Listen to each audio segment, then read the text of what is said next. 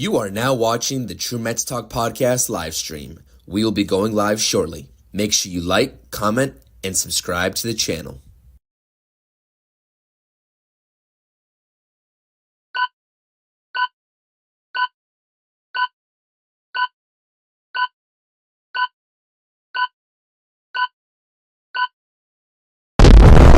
Down the right field, stumbling start for Stewart. Astros to deep left field by Alvarez. He's homered in 4 straight games for the second time in he's homered in 4. And we are live right here on the True Mets Talk post-game show with your boy CP. And we are here to talk about a 14-2 New York Mets victory over the Texas Rangers. Finally am able to get my guy Carson from the Mets Weekly Pod over here on the channel to talk and chop it up with me about some Mets baseball. If you all do not subscribe to the Mets Weekly Podcast, they were live earlier tonight talking about our beloved New York Mets. Make sure you go check out their YouTube channel. Check them out on X, I believe, at the same @. And without further ado, Carson, great to have you on here. How are you doing tonight, my man? I'm doing pretty good, especially after tonight's win, where it's basically just become like, where did this team come from? And I'd say that it's pretty much numbing the pain of seeing Boston get an NBA championship tonight. So I'm good to talk the Mets tonight because I don't like seeing Boston win at all. So it's good.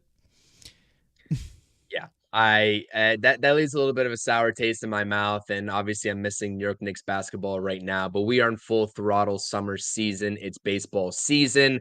What seemed like a lost season a couple of weeks ago regarding our New York Mets has suddenly turned into a conversation at the very minimum, regardless of how you feel about this team, into something that could be brewing in the right direction for this ball club. Obviously, we have a lot to get into today. Before we get into it, like I said, Carson's YouTube channel, along with Frank and Andrew over there, the 3 co-hosts of the Mets Weekly Pod, is in the description down below. You see the @ right here. Make sure you all, if you don't subscribe over there to the Mets Weekly Pod, give them a subscribe. Go ahead and check their content out. Some great baseball content, great statistical content you don't want to miss out. Obviously, on this stream, hit that thumbs up. Subscribe if you're new here as well, whether you're watching on X or over on YouTube. If you are not even a Mets fan, if you're a Rangers fan, just subscribe to the channel. We'll talk about your team at some capacity here in the stream as well, because there is a little bit of similarity in the nuances of how these seasons are going for the Texas Rangers and the New York Mets. But also, if you don't follow me at CPNYSports, I have a poll in the live chat over on YouTube. Who is your Mets player of the game? We'll talk about that here as well as we get maybe more into the offensive side of the discussion here, but make sure you all are voting in the live chat. We got a lot of comments. Keep dropping those live chat comments. We'll get to them. But listen, we always start with these True Mets Talk post-game shows talking about the starting pitching, especially for our New York Mets. And you are the perfect guy to come onto this podcast and talk about a David Peterson start, Carson, because I know exactly the discourse that you always have, whether it's on your podcast or in our Mets content creators group chat, about Mr. David Peterson and your absolute love for him as a starting pitcher, or lack thereof, I should say. So break it down for me. You see here, 6 innings pitched, 4 hits, 2 earned runs, 6 strikeouts. What did you make of this start today for Mr. David Peterson, who improves to 3-0 with 3 straight wins after coming off the ice? Yeah, I mean, here's the thing. I think this is probably the sharpest I've seen him in a while. He has not pitched as much, obviously, coming off from that injury. But the slider looks sharp, which is supposed to be the bread and butter pitch. Fastball was up a tick as well. So, I mean, breaking him down, aside from that one mistake he made to, I think it was Robbie Grossman. Yeah. Overall, I think he looked fine. I think that this is probably the most solid I've seen him. He gets into these very it's not really even full counts, because a lot of these guys get into full counts. He gets into a lot of these sequences where he just cannot get the ball in the right spot. Just whether it is his fastball, whether it is his slider, whether it is just basically tunneling any pitch whatsoever, he's just really very streaky in the way that he gets whiffs and chases. He's always been like that, and then obviously the stuff just doesn't profile the best way, that I would prefer from a left-handed pitcher who has the extension he has. But in terms of today, I thought that he looked pretty good. He was able to keep the ball on the ground. The team was able to play their elite defense as they always do behind him. And I think that, overall, it's a great start. It's definitely something they needed. Again, they needed this starting pitching not only to perform well, but give them volume. 6 innings from David Peterson. You can't complain. You cannot complain whatsoever. He was looking sharp, and I agree with you. And I said it on my live stream earlier today as well. I was just like, listen, there's a couple of pitchers in this starting rotation that I simply have just come to grips with and just realizing that they might not be cut out to give you 6 consistent innings. And we always talk about these discussions of starting pitchers going further into ball games, maybe perhaps preserving your bullpen, and that simply really isn't consistently the body of today's MLB work in terms of the actual starting pitching side of things. And I will tell you, David Peterson, along with, I know, a little bit more of a friendlier face for you in the starting rotation, Tyler McGill. Those two guys aren't two of the guys that I expect that from. And then also Sean Manaea as well as the third guy that I just simply, if they give me 5 innings of decent baseball, I'm happy. I'm not even going to try to push for that 6th inning. But David Peterson looked absolutely sharp today. And the sort of tell-all sign that I always sort of watch out for David Peterson is, does he hang that slider? And I always notice that David Peterson loves to work the outside part of that zone with the slider. For one reason or another, I would 100% him just prefer to bury right-handers low and in with that slider. But if he leaves it out over the plate, is he leaving it on the outer third or is he leaving it middle? And a lot of tendencies from David Peterson are to just leave it middle. And that's where he gets in trouble. And that's where any pitcher in today's game are going to get in trouble, is that literal middle pitch. And his command, I know you talk about command a lot, especially on your podcast. It has looked a lot better. And I'm not sure if we're going to get this version of David Peterson consistently. I know that we've seen him go out there against the Marlins, gave up 4 earned runs, which honestly, for a David Peterson start, I'm still going to take all day long. I'm not sure about you, but do you have any confidence, I guess, is the one question I'll ask you, in David Peterson reproducing something like this tonight consistently, which I can already foresee by your facial expression is probably no, but should we have any hope in this guy? I think that when it comes to David Peterson, it really just comes down to, can this guy just perform when you put him out there? Like, it really just comes down to where, can he get into a groove? Can he not get in his own head? Can he not lose, just lose the strike zone? It's really hard to pinpoint what goes on with David Peterson, because I think when you look at it with him, it's either the controls off, it's either the commands off, it's either, sometimes the velocity's down. The one thing that, that you just pointed out, of course, is slider. The main thing that I can't deal with his slider is that it doesn't tunnel well enough in order for it to actually give him a chase unless he actually locates it properly. Like some sliders, they're able to have that type of bite, that type of vertical approach angle as to where, they can get those types of whiffs no matter where it's located in the bottom third of the zone.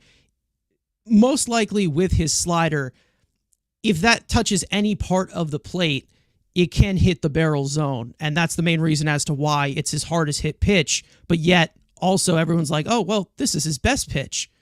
That's the main thing as to where you can compare it to the hit and miss with David Peterson. I think that it's I think it's okay to have confidence in him giving you quality starts because he's done it before. The problem is that it really just all becomes pitch quality because he doesn't have the flashy stuff. He does not have the flashy arsenal whatsoever to just completely blow by hitters and get these whiffs, get these chases in these tight spots. Not to mention he is just a nightmare from the stretch. But he didn't really have many base runners on in this game, so you can't really complain. I'm not the biggest fan of him. I think I've already established that. I think that there's a lot of flaws that goes on with David Peterson, especially with the expectation that came with him. Of course, I talk about him being a first-round pick as well, and him just, not pitching to that expectation. And, as compared to somebody like McGill, who just came out of nowhere after like prepping in the pandemic or whatever. I think that, is the clock running out, especially with a lot of these pitching prospects rising through the minor leagues? Absolutely. But, if he can be the solid depth that he's been told to be for a long time, I think you're going to be okay. If he's going to be a starting pitcher 6, I'm fine with it. But if you have some knocks to the rotation, God forbid, because it's a position that is always going to be injured. I don't know. I don't know how I would feel, slotting him into like starting pitcher 4 or starting pitcher 3. I think that the workload, the best that you're going to get is the fringe starting pitcher 5, the starting pitcher 6 in a 6-man rotation, and that's pretty much it. And we're going to have a lot more discussion surrounding this as the season progresses. Now, we don't know what the status of Kodai Senga is, so we don't know what his timetable for return is. We know there's a couple of guys waiting in the wings in this minor league farm system. We don't know how the Mets are going to look like with this recent hot stretch come the deadline. And we don't know how this front office is thinking right now in terms of being either buyers or sellers. But this is a topic that we are going to sort of continue to watch out for because, listen, I'm not the most confident, just like you, Carson, in Mr. David Peterson. And I look at a bullpen like we had mentioned earlier, and you mentioned in our chat as well, talking about the absence of a Brooks Raley and how detrimental that has been. And David Peterson, that experiment in the bullpen has been tested out. I don't think that we've seen a large enough sample size of David Peterson, and at least to my knowledge, in the bullpen to see how he will shake out there for the long term. But I will say, you have a couple of options in this starting rotation as lefties, one being Sean Manaea, the other one being David Peterson, to make that switch over, especially when you bring up a Christian Scott, especially when you don't know what's going to happen with Jose Quintana. There's a lot to talk about in terms of potential shakeups with this starting rotation, and David Peterson being that fringe guy, like you said, is just the tip of the iceberg in terms of the discussion that's going to happen. So that's kind of where I'm at with it. But as it pertains to tonight and tonight only, this was refreshing to see from David Peterson, and you can't ask for much more out of him, especially with what he's given you in recent memory over the last couple of years. That's where I'm at with it. Yeah, I've really just come to terms as to where, I'm going to watch David Peterson pitch, and that's it. I can't make any comments anymore because for some reason this guy has such a huge fan club. I don't know why, but at the end of the day, he just needs to give you that quality. They have the depth that can, protect these types of starts. But I don't expect him to give you 6 innings every single time. It's just, I think in terms of the pitching profile, it's just not something that I think translates consistently to the major leagues. But he's here, he's depth, he's an option. Is he a guy I'd want here over Jose Budo? Is he a guy I want here over Christian Scott? Absolutely not. I will say I prefer him over Lucchesi, if that means anything. But I think that when you look at the Mets rotation options, David Peterson, I'd say that it's more of a good problem to have, as to where, you have this type of depth. And I think that, even though I'm the guy who has the McGill soft spot, it's a lot more it's a lot more encouraging when you see him just give you actual length, because he's done this before a lot more than Tyler McGill. And that is the one thing that he obviously has had over Tyler McGill in the past, is that he's been able to go deep into games relatively a few times throughout his seasons. And, he's obviously been a little bit more healthier than McGill. So, if he can apply that volume, a little bit more consistently, where he can give himself, these good enough put away pitches, I'm good with it. But with him, a lot needs to go right. But I will say there's still that boost of every single pitcher out there, and that obviously being the impact of Francisco Alvarez. I think we all just know that at this point, he just makes every pitcher on the mound better. And, in terms of how we can say the system works, I feel a little bit more confident with a lot of our pitchers with Alvarez behind the plate. But, with David Peterson, it's literally take what you can get. I'm done with the first round expectation. I've accepted as to where, he's just never going to leave, and I'm never going to escape him. But, in terms of, we have other strikeout lefties that I think are a little bit more solid as compared to Peterson. But, if he's out there, he's out there, and I'm there to accept it, I guess.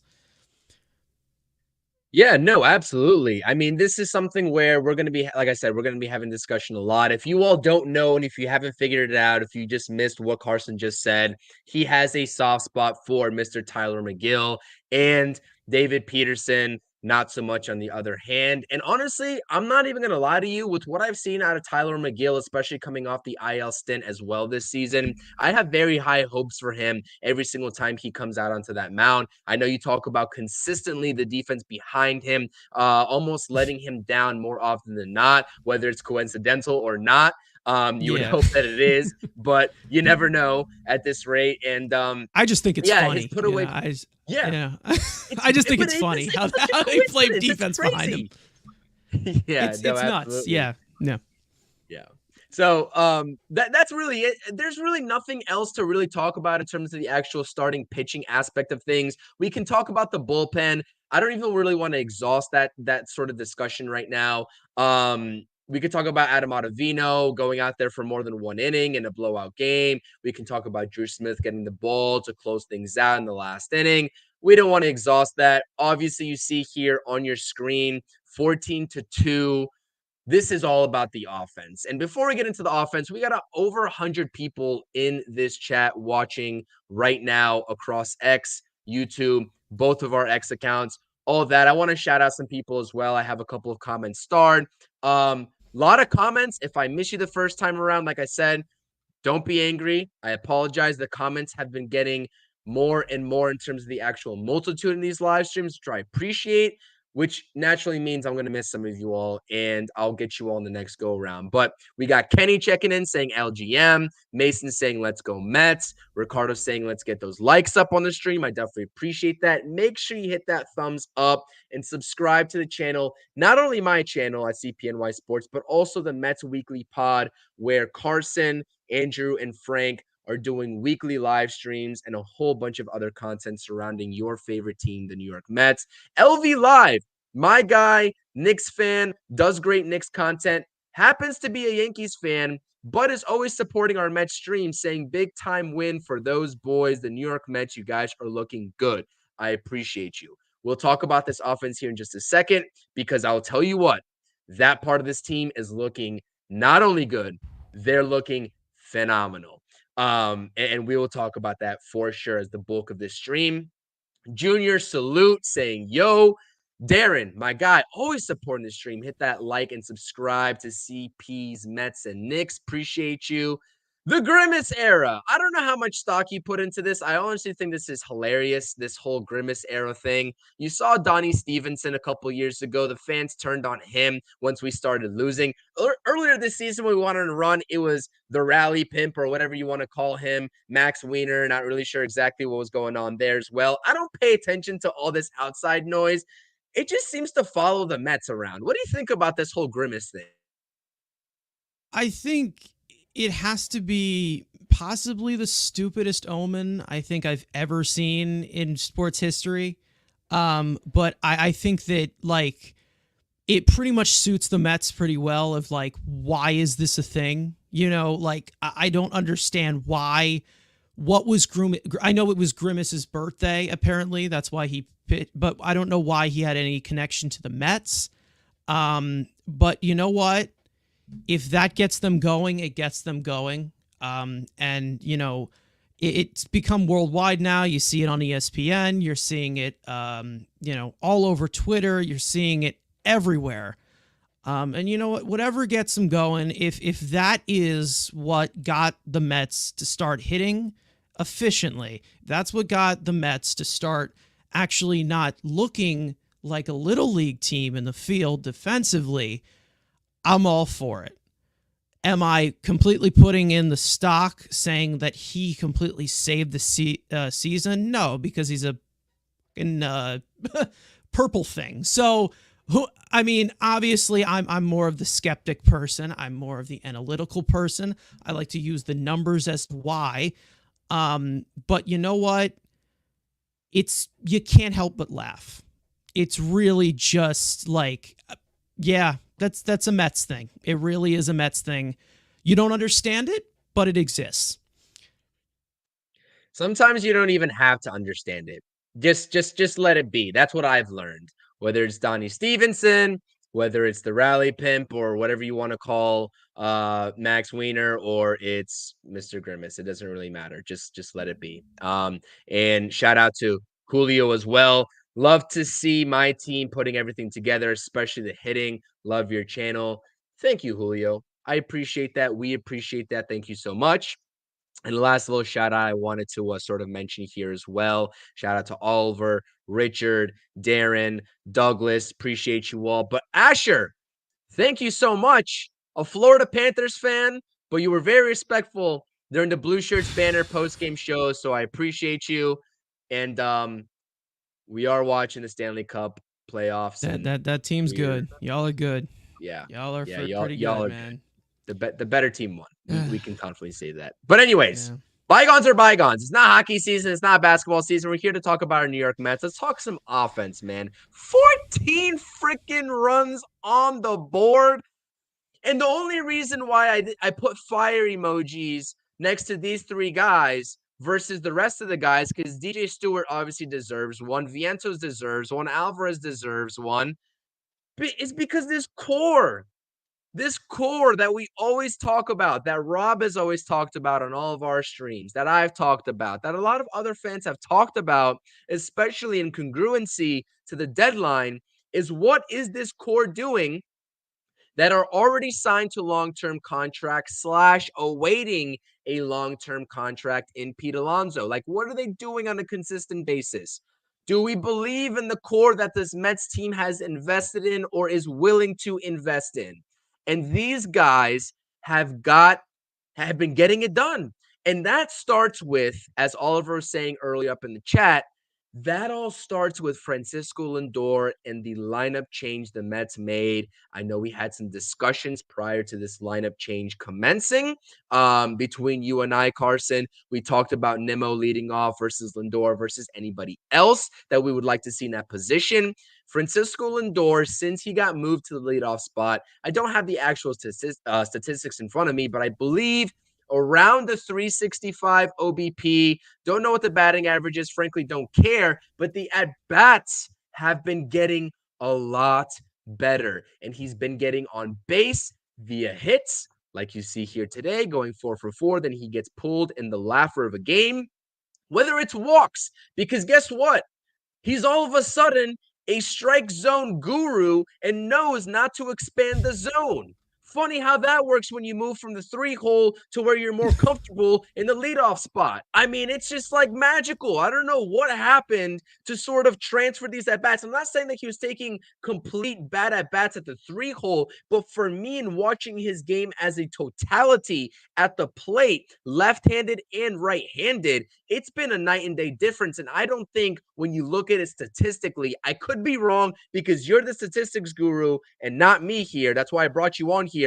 It's hard to Yeah. argue that he's been a Okay. completely different hitter, confidence-wise and statistically, at the leadoff spot. So what do you make of this whole lineup and Francisco Lindor? Like, you choose where you want to start here on the screen, and we will just sort of flow right from there. Yeah, I mean, obviously, you can start off with Lindor, who has just been. I mean, he looks like his Cleveland self from the leadoff spot. I mean, at least looks like a completely different player. Because with Lindor, we always know that how inconsistent of a hitter he can always be. He can always be very streaky.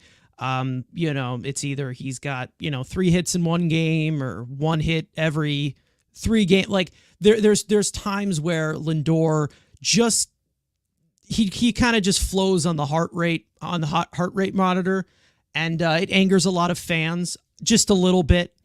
But when you look at Lindor in general from that leadoff spot, I think the main takeaway that you have to look at it is he's able to use all 5 of his tools from that leadoff spot now.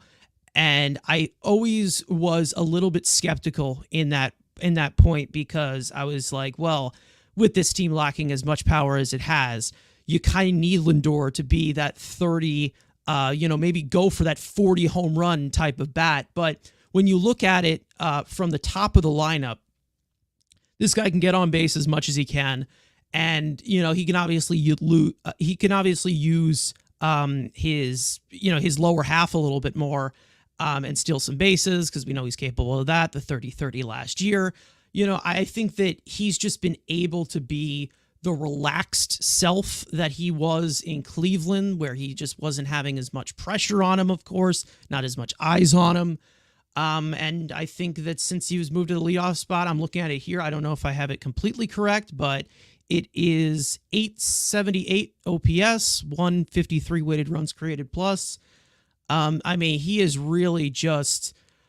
He looks like a just completely different hitter, and it really makes you think that maybe could it be possible that maybe he didn't struggle in 2021 if he was leading off? Could it be possible that he wouldn't struggle to begin this season leading off? And I think that mainly most of that had to do with, of course, Brandon Nimmo being Brandon Nimmo, always getting on base as much as he does, but Nimmo being more of a balanced hitter, continuing to get better every single year, in terms of quality of contact, in terms of power. I think that, it more is just a better mixture in order to put, Nimmo second, or whether he's hot, Alonso second. I think that Lindor, in terms of now that you kind of cleared out the leadoff hitters a little bit, especially with McNeil completely out of the equation, I think that, it's just the perfect spot for him right now, and he can just get it done either way. And, he can use his legs if he sets up the double play, which is something that is one of my pet peeves. And that's the one thing we don't get from Nimmo. Yeah, and I agree with you. And that's such an important aspect too, because you've been seeing the Mets as a totality of a team, as a lineup, use their legs more. Marte included in that category. We can talk about the right field woes. Obviously, he wasn't in the game today. DJ Stewart gets the start. And we'll talk about the whole DJ Stewart starting and Jeff McNeil starting today as well, because I kind of want to get your thoughts and opinions on that as well. It wasn't a shock to me, but a lot of other Mets fans seem shocked. And I'll kind of rehash my thoughts from the earlier live stream that I did, and kind of explaining myself and why I was like, the writing's on the wall of all lefties starting with the righty on the mound. But nonetheless, I completely agree with you.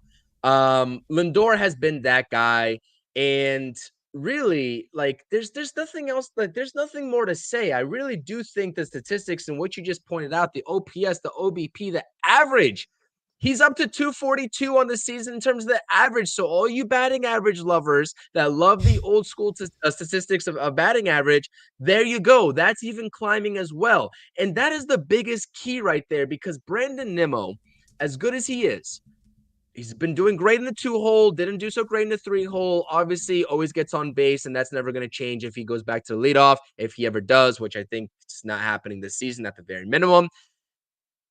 That guy refuses to steal bases for one reason or another. Doesn't get the best of leads. I don't know if there's a statistic on that. He's not if there great is, at you it. probably know He's it. just not great at it.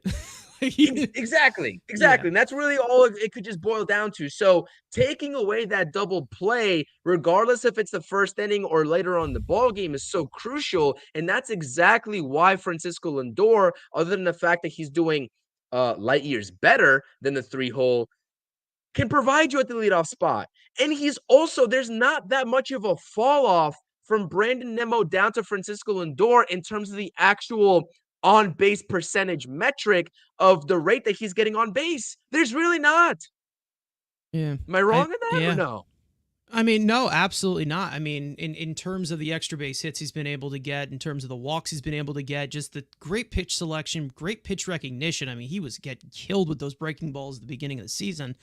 And I mean, it really just gets explained simple as this. Will Salmon, great Mets beat reporter, by the way, he said about a month ago, which is pretty much a month ago officially, was when Lindor started leading off. He said a month ago, Lindor, his OPS was 616. Now it is 475.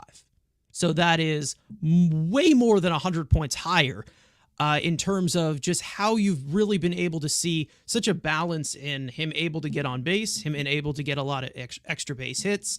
Of course, I would love to see Lindor, go for the 30-30 again. I think that the pace has kind of been, tipped off a little bit.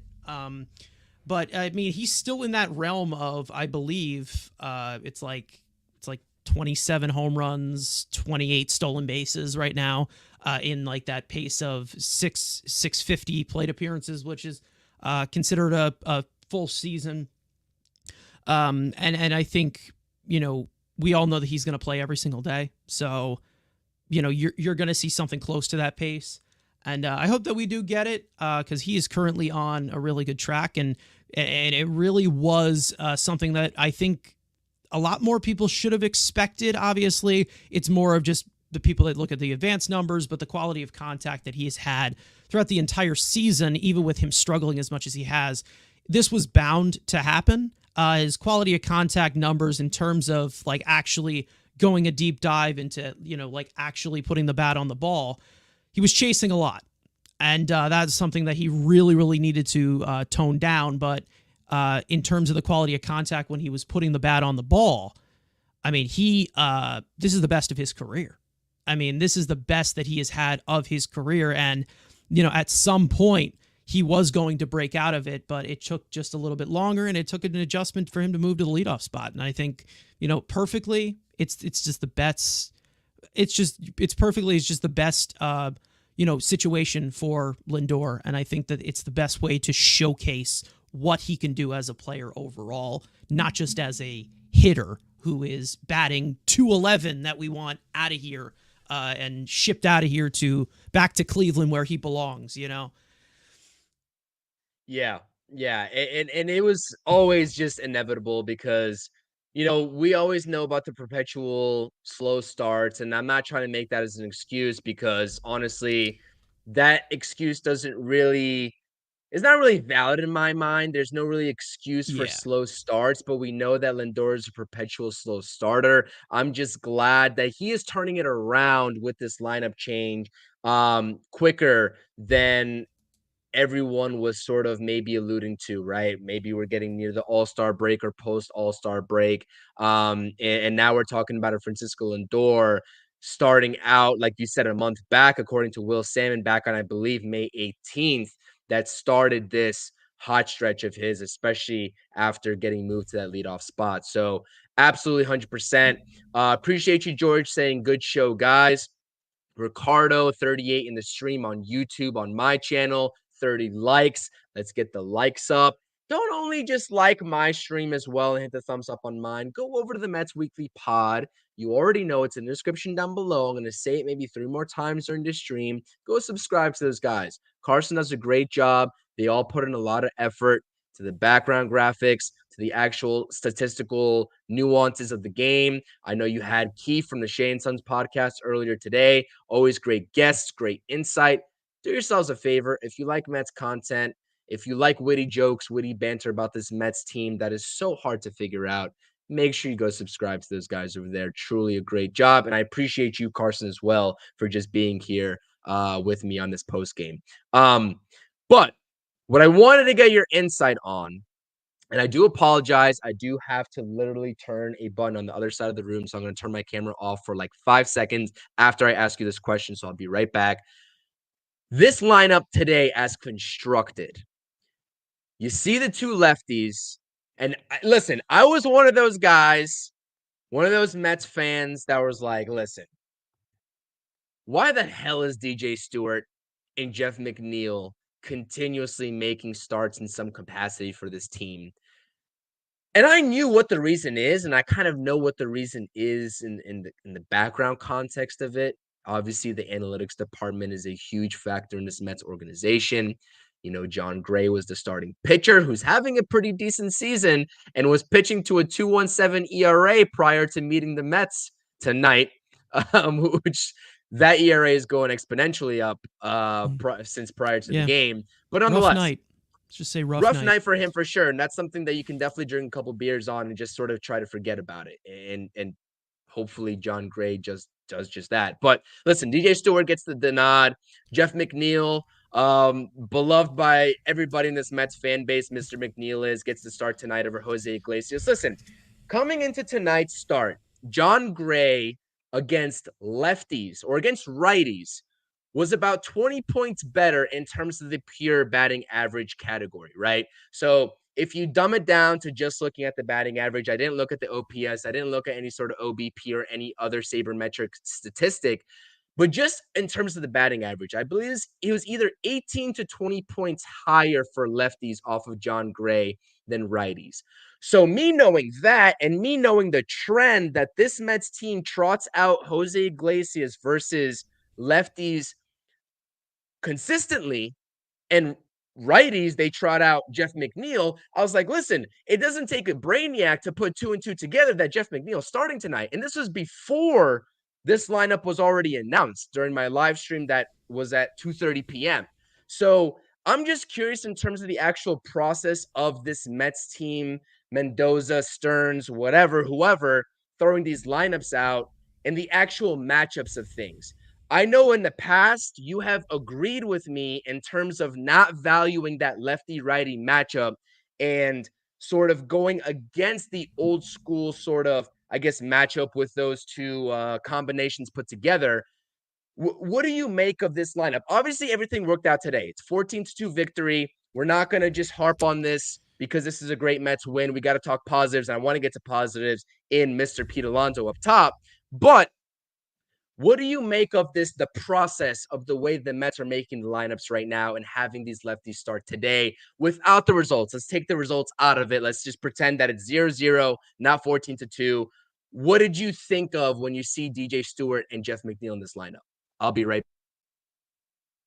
Yeah, I mean, I think that this is a really interesting topic in terms of how like the analytical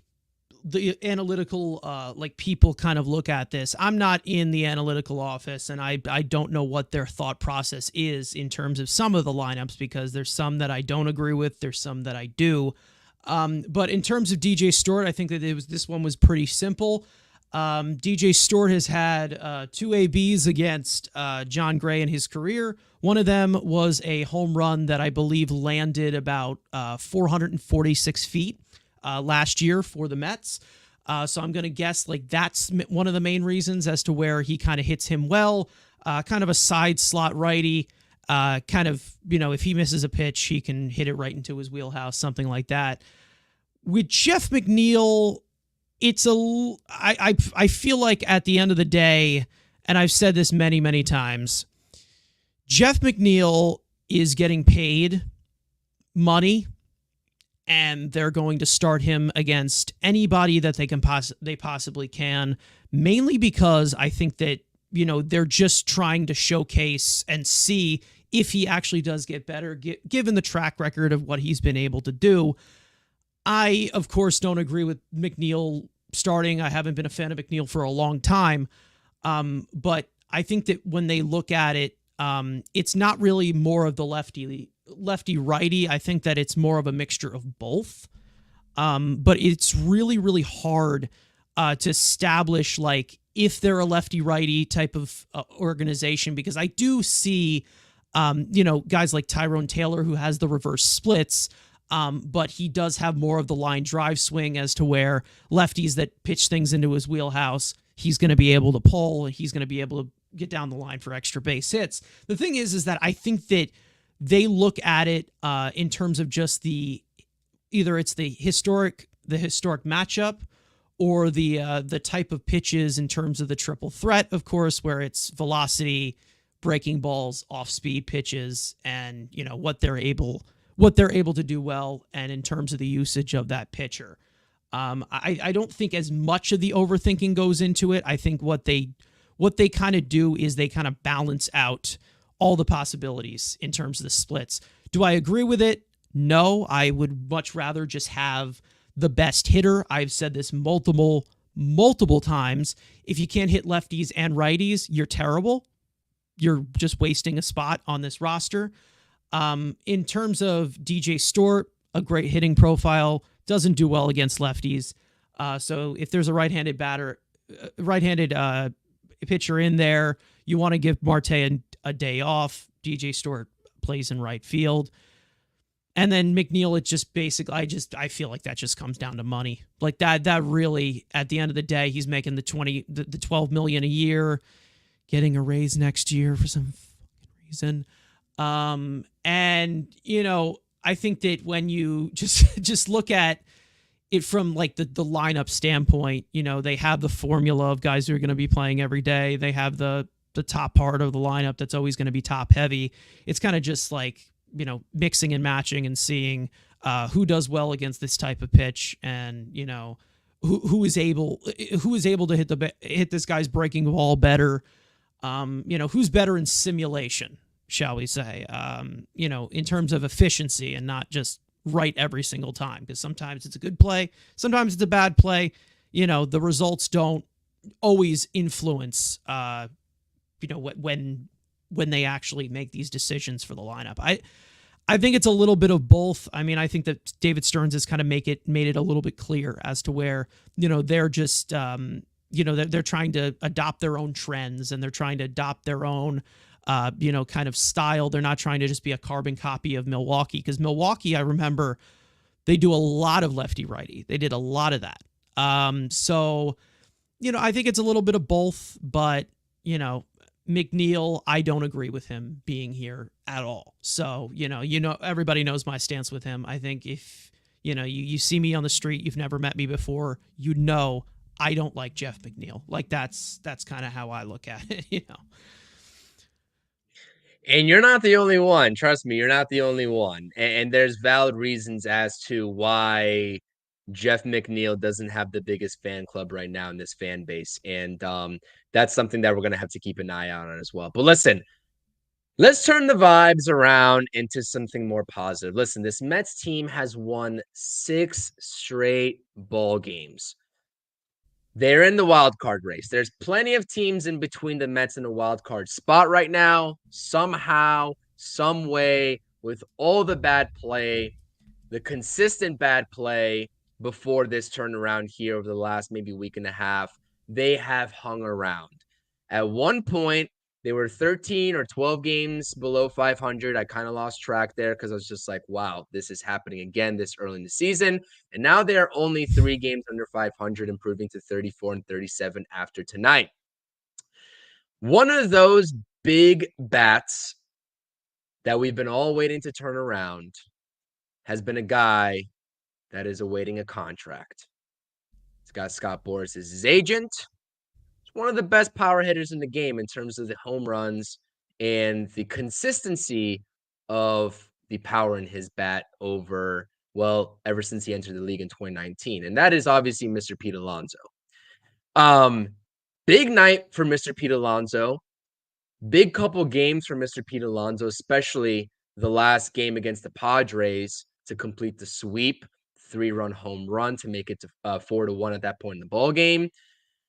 That's another guy when you talk about chase rate, chasing pitches out of the zone, slider down and out, fastball up, that has plagued him throughout his career endlessly. I have a lot of discussions about Pete Alonso, quite frankly, because I do a lot of streams with Talking Mets with Rob, and Rob loves to discuss Pete Alonso. And this Mets fan base is going to have a lot of discussions around Pete Alonso, more so than they already have as we approach this deadline and we figure out what this Mets course of action that David Stearns is going to take with this organization. What have you noticed with Pete Alonso? Like I said, he's been struggling. Obviously, I'm not going to sit here and make excuses for his poor play at the plate. But at the end of the day, you see what you get in a nutshell from Pete Alonso here in the last couple of games. Power, runs batted in, RBIs, however you want to value that. And he's been one of the better power bats, a top 5 power bat for a few years now. There's a lot of sample size to back him up at the plate, despite a slow start to the 2024 season, despite a 216, 218 batting average, whatever it is last season that a lot of people want to make out to be. 3 for 5 today, couple RBIs, obviously gets the Mets going in the first inning. It has been really taking a better approach at the plate, just visually to the naked eye. I'm just sitting here and watching Pete Alonso in his everyday at-bats, and I'm just like, this guy is 9 day different from the Pete Alonso that I just witnessed last week. So I know you're a big Pete Alonso guy. I want to hear some thoughts about, from your perspective in terms of Pete Alonso and what to sort of expect, not even to expect, but just like, what is it going to take for him to sort of keep this up, this consistency up? Because we all know he can do it. And a lot of people have gotten on this train. Maybe it's recency bias. I don't know. I don't know what it is.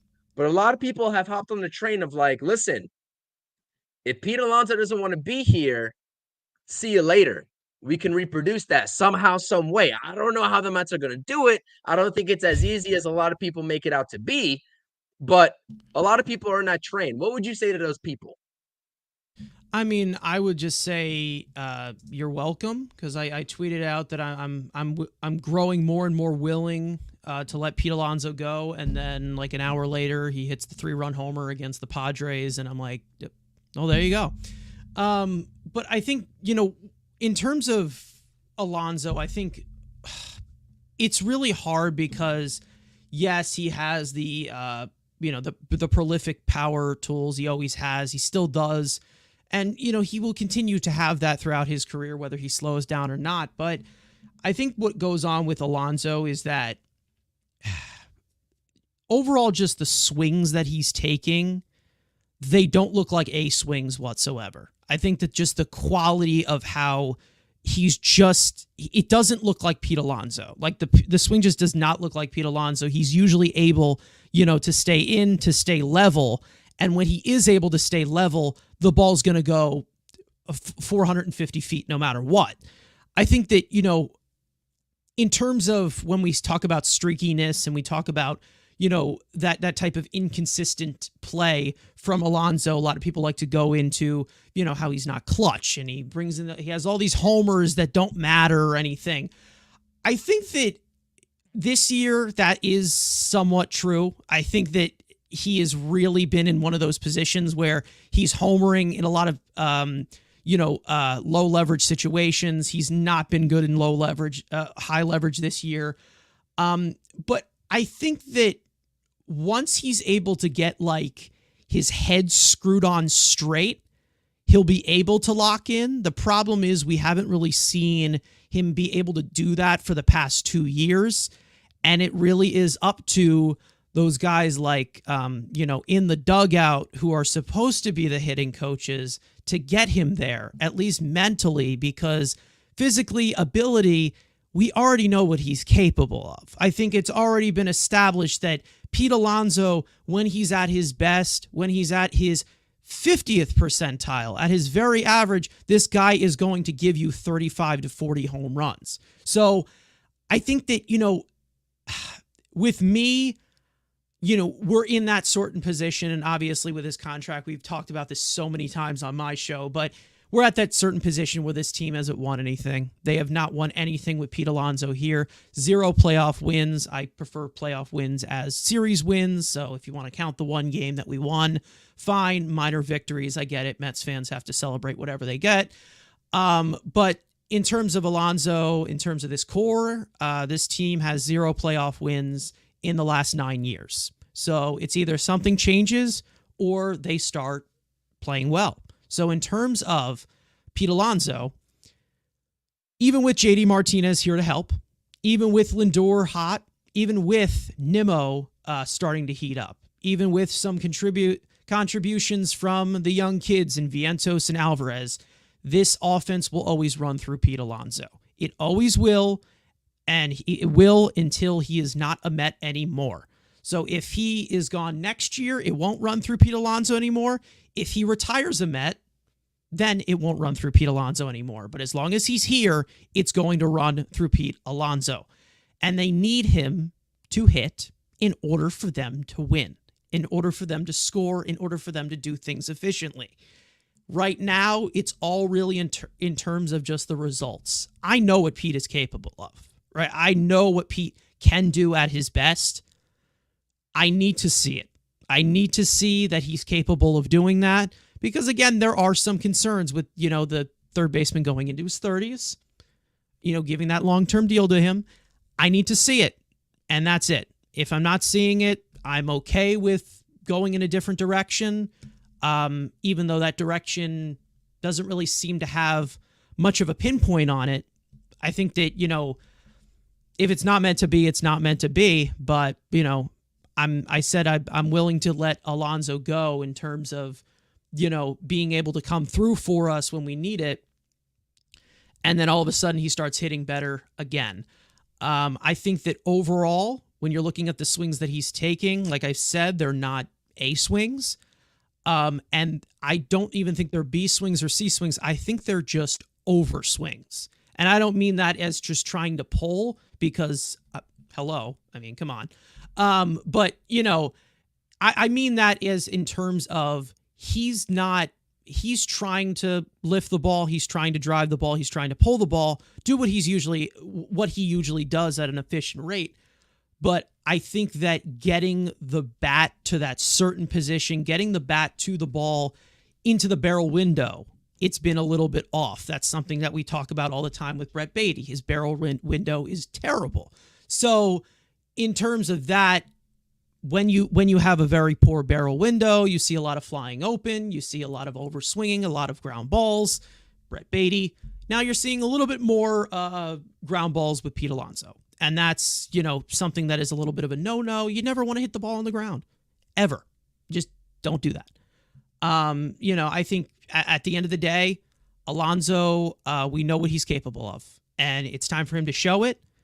And if he's hitting well, that can carry us to a playoff spot, at least offensively. Let's just say that. I mean, we know how much of an impact he can make, and he's going to need to show it, and that's how he's going to get his money. Absolutely, 100%. And this offense flows, like you said, as Pete Alonso goes, and really this top four goes. JD Martinez has been the difference maker. Got to give him his flowers, carrying the Mets on his back. Opposite field, pull side, doesn't matter. Almost hit another ball out today. Obviously, a great play out in center field. I believe Tavares, it was making that play. Had a couple good plays today as well, and some balls in the gap. He's been an absolute difference maker. But as we round out this sort of, slide here, I really wanted to talk about, a couple of comments, but primarily this one, and the fact that we talked about this when I went on your channel just about a week ago.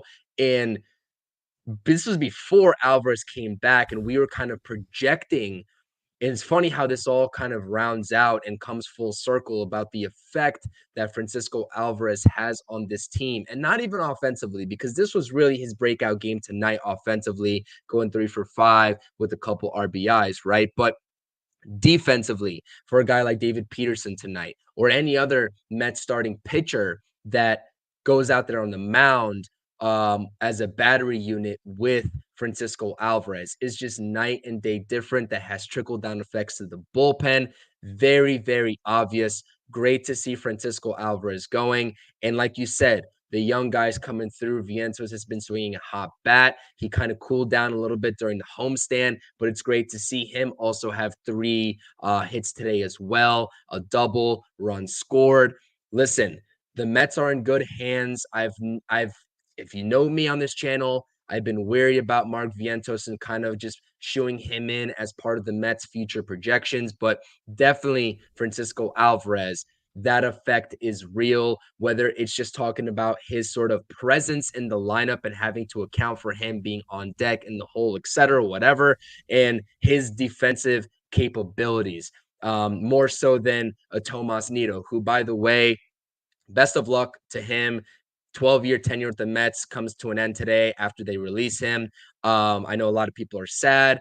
Quite frankly, like I said, best of luck to him. I'm not so sad because we have a competent backup now in Luis Torrens, which has come out of left field after David Stearns makes that trade for him in season. He's been performing really well. But yeah, Francisco Alvarez definitely deserves his flowers. And we see that tonight, 3 hits, and his just ability to command a game behind the plate. He went up to, I believe, DeGrom and Scherzer pre-game and was kind of chopping it up with them. I believe SNY was talking about. And that's not surprising. He builds rapport with his pitchers, and he is light years ahead in that category alone. And I know that's not any sort of statistic. There's no statistic to back that up. But when you have guys, veterans, DeGrom and Scherzer, future Hall of Famers on the other side of the fence right now, making a point to go up and talk to Francisco Alvarez, that really puts into perspective how important this guy really is if he meant something to those guys. And I don't know if you want to touch on that real quick. I know you've been beating the drum on that. A lot of Mets fans have, but that is something that is just like mind-boggling, eye-opening, whatever you want to call it. It's just phenomenal.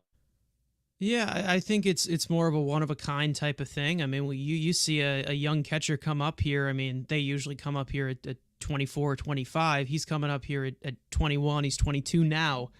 And then you're just seeing him basically just take command of the game. I mean, the catcher is supposed to be the quarterback of the defense. And, I think, it really is hard in terms of, young guys, as in terms of the growing pains of course. But, when you put it into a vacuum, his defensive impact has just been so big, just in terms of him being behind the plate. And that is with him so far kind of struggling to throw out runners as well, with a team that has also just allowed so many stolen bases for a while.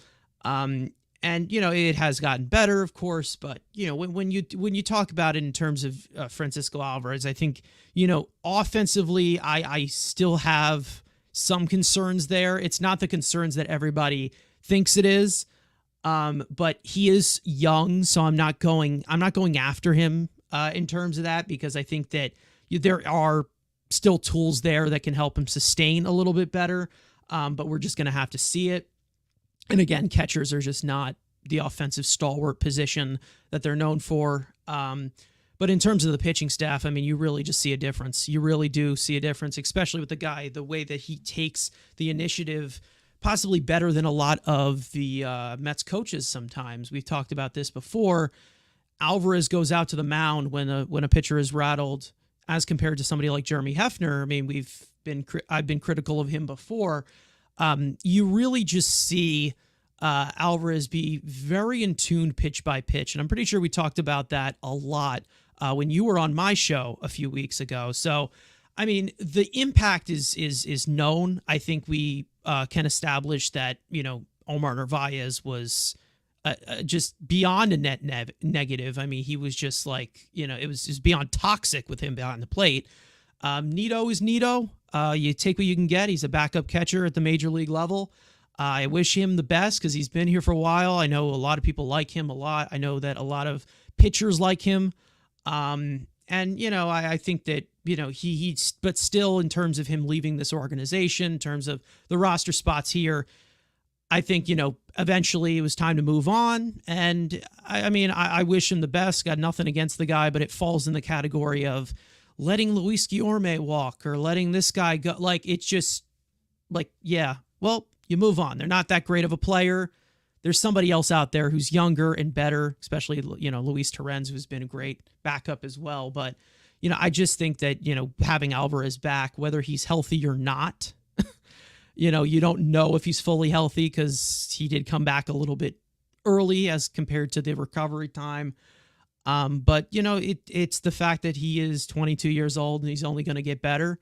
And the fact that you're seeing him at the top of his game just do so well defensively behind the plate, sky's the limit for this kid. And what, like Keith would say, he's a very impressive young man or whatever, just however he says it. I don't but His Keithisms is what people say. Absolutely, 100%. That's really all there is to say about Francisco Alvarez. Like you said, the sky's the limit, and that's where we're going to leave it at because we will continue to see that type of performance from him, whether it shows up in the box score or not. You will feel the residual effects of him being a part of this team and on the field defensively and offensively. Going back a little bit into Pete Alonso, a lot of people talk about his ability to lead. And they kind of compare Lindor as a leader versus Alonso, and they expect Pete Alonso to be this leader as well, like a co-leader, if he's going to be the face of the franchise, which I guess he has been ever since he stepped foot into this Mets organization in Queens. Thor here saying it's not in Pete's DNA to be a leader. That's okay. We have others to do that. Regardless of what side of the fence you're on in terms of his leadership, 100% for me. I don't know what goes on in the clubhouse. I don't know what goes on behind the scenes. It doesn't really matter. At the end of the day, what are you providing to this team on the field? And them as a team, as an organization, they can figure out the whole leadership thing and how much stock and stake they want to put into that. That's how I view that. So, yeah, I mean, quick thought on that. I think that in terms of Pete, I'm kind of okay with him not being the top voice there. I mean, we've made it very clear on our show. We make a lot more jokes about it. He's just not. He's not the sharpest tool in the shed. He's not the lead by example type of guy. So, I prefer it to be Lindor or Nimmo, who's a little bit more seasoned as he is. I think and it's really. You see it in the chat. It's like, Pete Alonso's not David Wright. Not many are David Wright. So, in terms of the leadership, I'm fine with it as long as, again, I really, he does a lot of stupid things. He's a goofball. We know that. And, every time he opens his mouth, sometimes you're like, okay, Pete, let's go into the clubhouse. Let's move on. But for me, I need to see the guy perform, and if he does perform, the guy can wear a tutu for all I care on the field. Doesn't matter. I just want to see the guy perform. Let Lindor and Nimmo, who are right here, locked in, officially here, let them lead by example. And I'm fine with Alonso just being that, the big galoot, as they say. From 80s basketball or something. I don't know. Something like that. 100%. And like I said, like Daniel says here, 25 runs in 24 hours is crazy. Don't know where this Mets offense has come from. It's out of left field, but you know what? We're going to sign up for it all day. The vibes are high, regardless of what side of the fence you want to sit on in terms of actually projecting this team out for the rest of the 2024 season. I know I'm here to enjoy it right now. I would rather watch good baseball right now than talk about the deadline right now. And that's exactly what I'm going to do. I'm just going to enjoy it. And by the way, we got over 160 people in this chat right now. Continue to hit that thumbs up on this stream. Subscribe if you're new here. Lots of guests coming up on the True Mets Talk post-game shows, whether it's Rob, Obviously, we do the post-game shows combined, whenever he's not available, scheduling-wise. We got a lot of people to fill in, and we're grateful for everybody's time. We're just at about an hour and 5 minutes onto the stream. It's a great time in Mets land right now. Like I said, winners of 6 in a row, the Grimace era, as a lot of people would say. Whatever you want to chalk it up to, I quite frankly don't care. As long as they're putting up runs, as long as they're getting W's, that's all I care about as a Mets fan. And obviously, if you're here in this chat, if you're not subscribed to the Mets Weekly Pod on YouTube, links in the description, in my bio, or not in my bio, in the description down below. Make sure you go ahead and toss over, subscribe to those guys. I know that you got some footage for your podcast to sort of chop up here after this. Long nights for you. And I'm going to let you go ahead and do that here after we talk about this game coming up tomorrow. But like I said, just visualize this screen if you're in the chat right now. Look at this box score. Look at this lineup. This is something that the Mets lineup is capable of, right? We were watching baseball. We're watching 1 or 2 run production games from this lineup, and we're like, where are these guys? Are they going to quote unquote perform to the back of their baseball card like a lot of Mets fans like to say? This is what they're capable of consistently. I'm not saying they're going to always put up 14 runs, but they're able to hit the ball around. Today, 22 hits. A lot of them were singles, but they are capable of hitting the ball at the ballpark. They're capable of hitting it in the gaps for doubles and triples. And this is more or less, in a nutshell, regardless of McNeil starting, regardless of DJ Stewart is starting, Jose Iglesias, who cares? Starling Marte, who cares? These guys as a collective unit, this team as a collective unit is capable of this more often than not, because we've seen it here in the last couple of games. So it's possible. It's possible. Let's talk about tomorrow real quick before we get out of here. We do have Game 2 tomorrow night. I believe Luis Severino, who's really been that consistent leader in this starting rotation here. Obviously, a 1-year deal, I believe, worth $13 million in the offseason. Kodai Senga's injured. He was really going to slot in. A lot of people had him slotted in as the number 3 or number 4 option coming into 2024. But I was like, wait, hold on just a second. If I know Luis Severino and what he was able to produce, especially back in like 2018, 2019 with the Yankees and the arsenal that he has when he's at the top of his game, this guy is like an ace. He could be, like, has the potential to be an ace on a lot of staffs.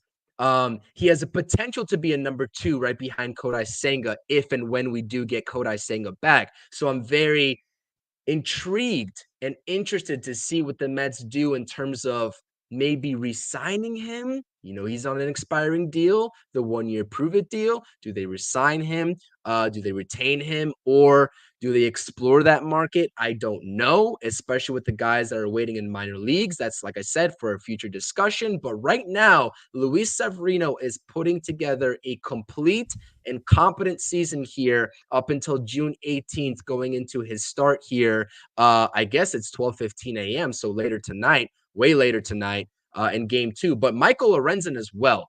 This guy, I don't know what's going on over there in Texas, but John Gray and Michael Lorenzen, I don't think of them as top-tier pitchers. I don't even know where this is coming from, but he is pitching pretty well over there. He's got a 7-pitch arsenal, and he's been doing very well for the Texas Rangers.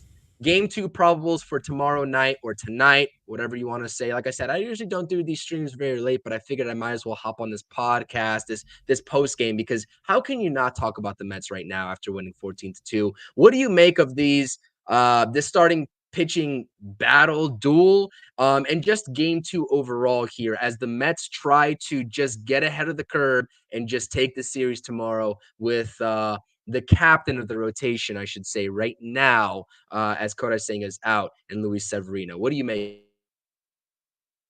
Yeah, I think going into this, I think there's only just one key here. And Luis Severino, this year, he's really been able to induce a lot of ground balls, keep the ball on the ground. He's become more of a sinker guy, not really trying to just completely throw out his arm.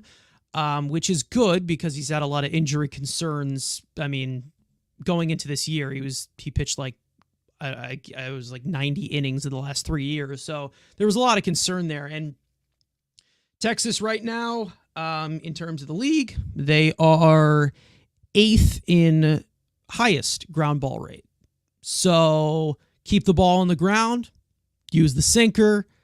I think that the breaking stuff, probably should be throwing that a little bit more, and just cut down the walks. That's literally it. And he's like somebody said in the chat, he's pitching to contact, which is good. He's able to get those outs, but he also, when he has it in the tank, he can also blow it by you as well. In terms of Michael Lorenzen, I think for those have followed my show, I wanted him in a Mets uniform.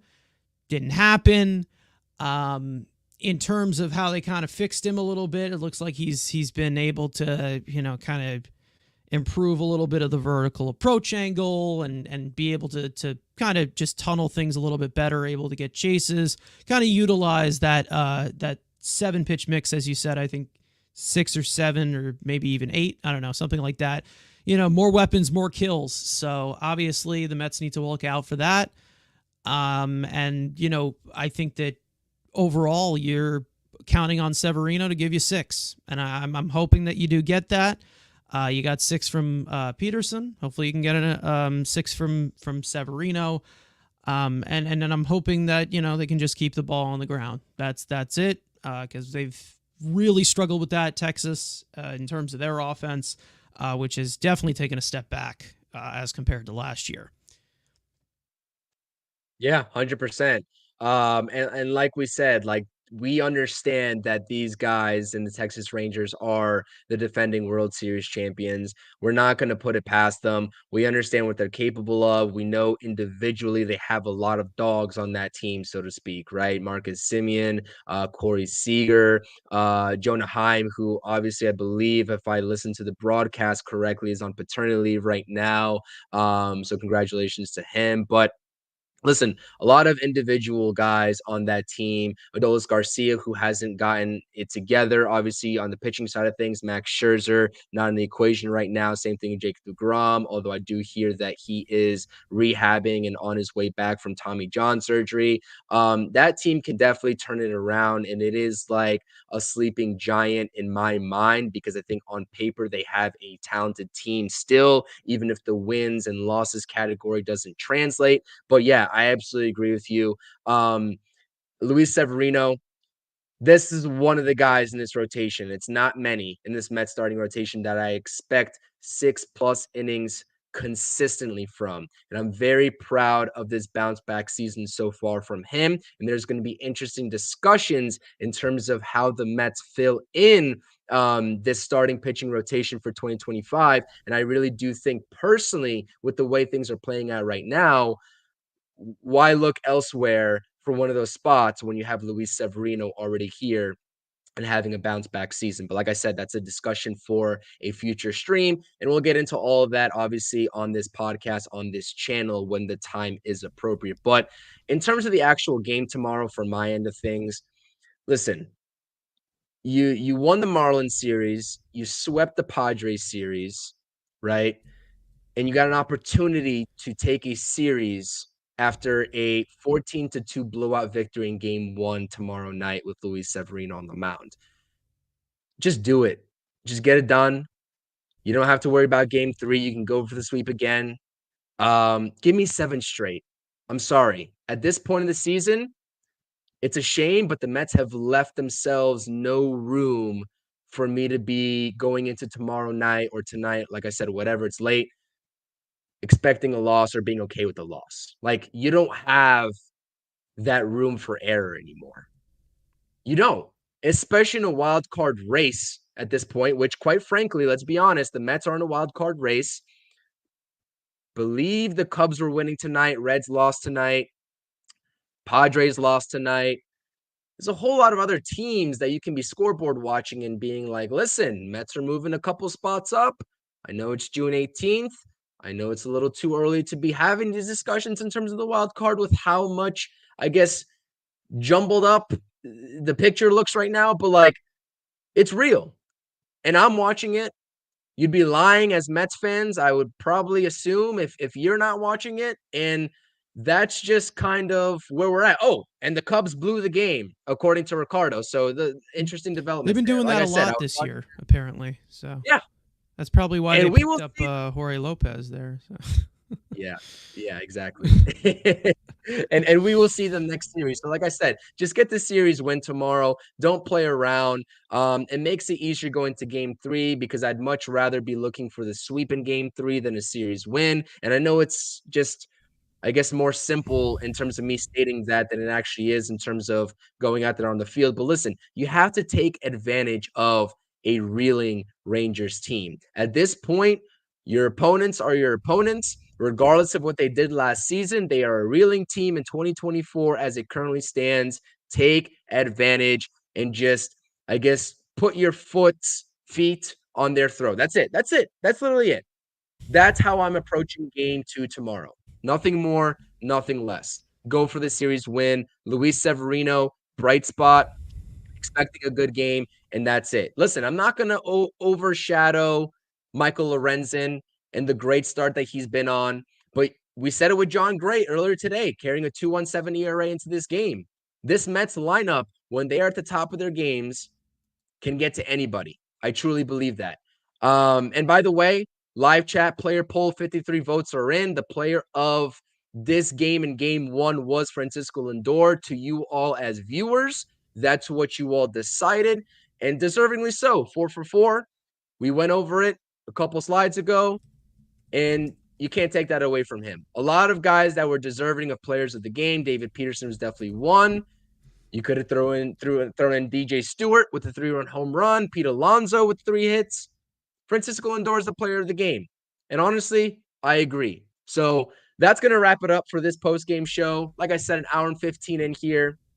I know Carson's got to get going. You got some video footage to edit and to release out to the public on your YouTube channel. And let's just tell everybody, like I said, what's happening on Mets Weekly before we get out of here. Plug yourself, plug the pod, and plug everything that you all are doing on a consistent basis. Because like I said, if you don't subscribe to them, please do so. They do some great.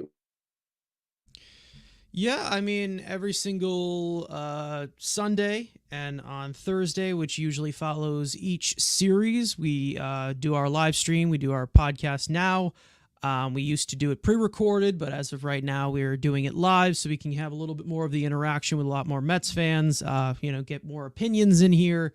It gets a little scary, the fact that it's it's unedited, but in terms of the podcast, we could just go on and recap the series. We could go over some other topics, get into the kind of the little bit of the advanced numbers a little bit, and then there's obviously the crazy rants that we'll get into, throwing digs at each other constantly, studs and duds as well, which is our infamous segment where we kind of throw a player under the bus and then we give another player flowers throughout the series. So yeah, I mean, obviously today we did it on Monday because the London series kind of shifted everything. But other than that, hopefully we get a little bit more content soon that's extra, plus the podcast. But as of right now, we're just kind of cruising in with the Mets right now. I personally am at the mindset of just, I don't care what teams are ahead of them. I don't care where they are in the standings. Get to 500 first. It's one day at a time. Get to 500, one game at a time. And I mean, I liked what JD Martinez said from the team meeting. Play like you have nothing to lose. I think that's just the best mentality. Play relaxed. Don't tense up. Because they do have nothing to lose. It's actually great words, and it goes over a lot of people's heads. Like, this Mets team should feel no pressure right now. There's no pressure. I mean, I guess there is some pressure, right? Obviously, this is New York market, but you got nothing to lose. Expectations were low. They were even lower when you were performing poorly. You're here now. You're inching closer to 500, like you just said, Carson. There's nothing to lose. There's no pressure. Go out there and perform. I like what I'm seeing from our New York Mets. We're going to be on here talking New York Mets more frequently, obviously weekly, daily. Schedule permitting, tomorrow we'll do some sort of live stream, whether it's a pregame or postgame. Hopefully, if I don't, then Talking Mets with Rob hopefully got you all covered. But I hope you all enjoyed this live stream. This is very enjoyable. Carson, thank you for your time. I appreciate Thanks for having me. This was awesome. And everybody in the chat, you all were great. Appreciate the turnout. Thank you all so much for hitting the thumbs up. Thank you all for subscribing. A lot more Mets content coming up, like I said. For one last time, hit that thumbs up on the stream. Make sure you all are subscribing to the Mets Weekly Pod on YouTube. Weekly content there. Regular content. Follow the social media handles at CPNYSports and at Mets Weekly. And with that, see you all for Game 2 later tonight. Let's get a series win. And let's ride this wave. Let's ride this hot streak in the Grimace era. Peace. Thank you for watching the True Mets Talk podcast. Make sure you're tapping on that notifications button and checking out all the latest content on the channel. Thank you.